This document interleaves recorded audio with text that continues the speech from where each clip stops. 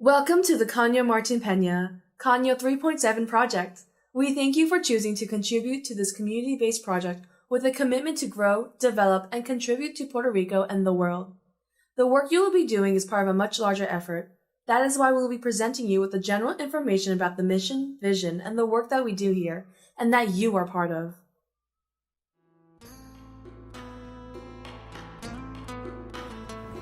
El Caño Martín Peña es un cuerpo de agua que está localizado en el corazón del área metropolitana de San Juan, en el estuario de la bahía de San Juan, que es un sistema de gran valor ecológico en esta zona céntrica de la ciudad.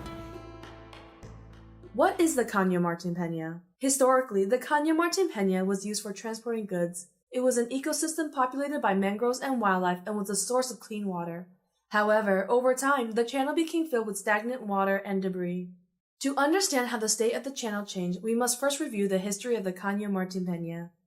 It all began in the 1900s when the mangroves were exploded for firewood and charcoal. Then, in the 1910s, the channel was used as a disposal site for dredged material from the port of San Juan. Thus began the filling of the channel, which progressively narrowed it. In the 1920s, residents with the support of the government continued to eliminate the mangroves, as they were associated with malaria-carrying mosquitoes.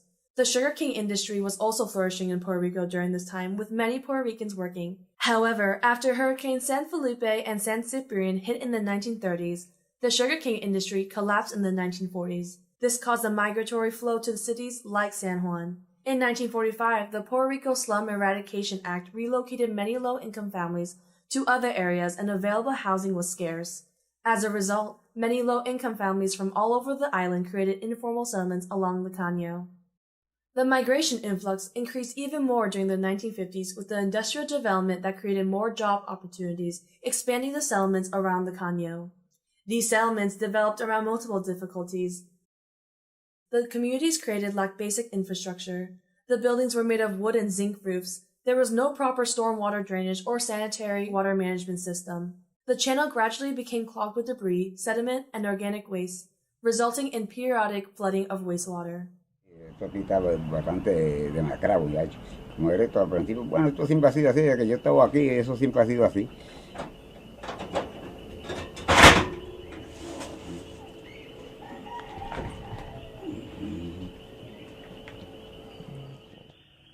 Es más, yo un aguacerito, una piscina, se vuelve todo esto aquí.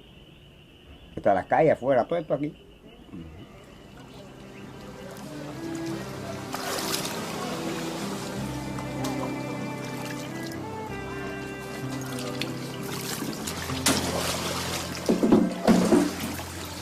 Eso así, se daña. Mira y todo. In addition to the polluted and flood-prone waterway, the lack of a sanitary sewer system in more than 3,000 structures caused sewage to flow directly into the Caño, which in turn flows back into the communities when flood events occur. La situación se complica porque no tenemos alcantarillado sanitario en gran parte de la comunidad. Es decir, todo lo que baja de nuestros inodoros va a parar al Caño Martín Peña sin ningún tipo de tratamiento. Y cuando hay inundación, todas esas aguas contaminadas revierten a la comunidad. You know that? Yeah. Yeah, over here. Flooding and the poor sewage systems also threaten the biodiversity of the CAñO Martín Peña area. El Caño Martín Peña, la amenaza terrible que tiene actualmente es que esta no fluye.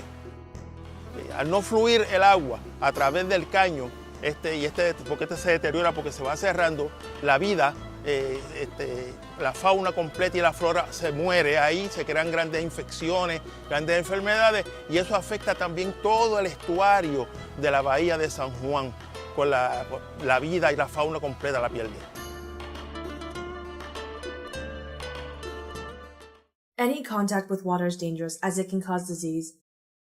Asthma, gastrointestinal illnesses, and skin allergies pose a greater threat to those living in the CAñO Martín Peña area than to the general population of Puerto Rico, especially the elderly and children. Todo esto estaba lleno de agua. Sí, ¿y te metiste a esa agua? ¿Qué? ¿Estás loco?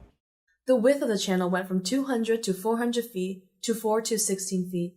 People could also walk through the channel due to the amount of debris in the water.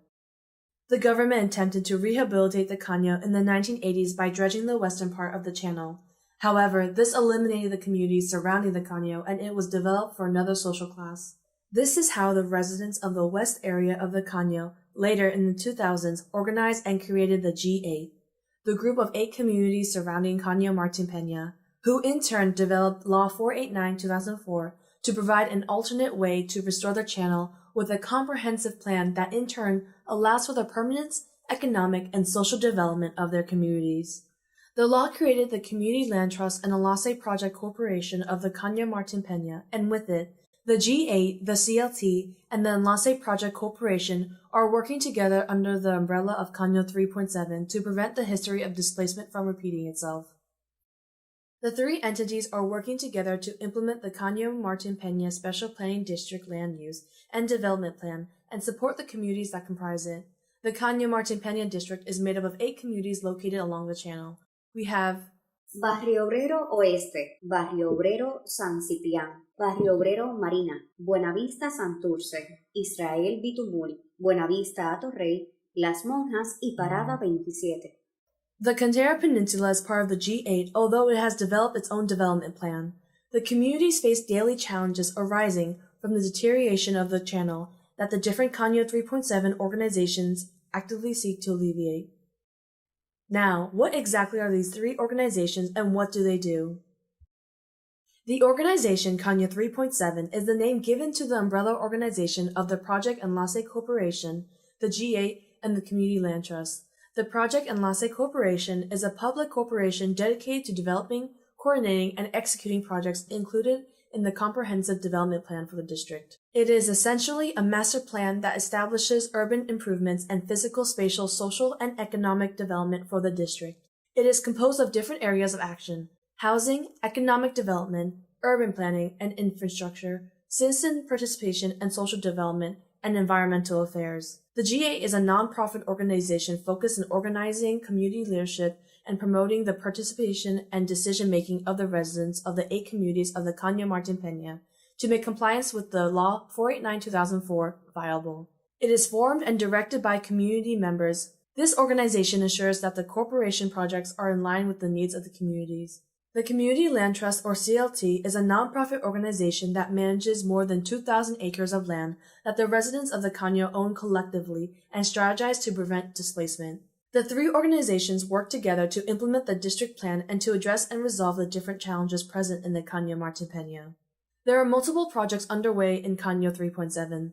The most well-known project is the ecological restoration of Caño Martín Peña, or better known as the dredging of the Caño.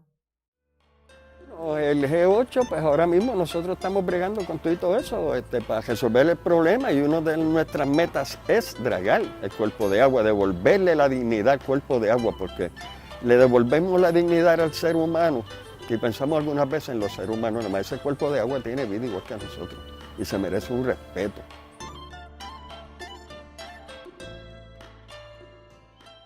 Relocation of families. Families affected by the Caño dredging and other projects in the district plan may be eligible to be relocated to safer areas within the Caño district or outside of the district, whichever they prefer.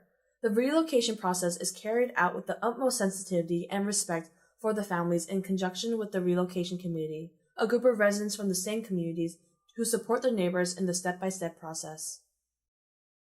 Development of critical, social, and economic thinking of the residents. This project has more than 30 initiatives and programs for the development and empowerment of the residents of these communities. These programs address the identified needs of seniors, adults, youth, and children. These include community-based incubator programs, educational programs, critical thinking and human rights development programs, environmental awareness, and more. The G8 also developed multiple programs for the benefit of its residents and manages community centers and other community integration spaces. Infrastructure.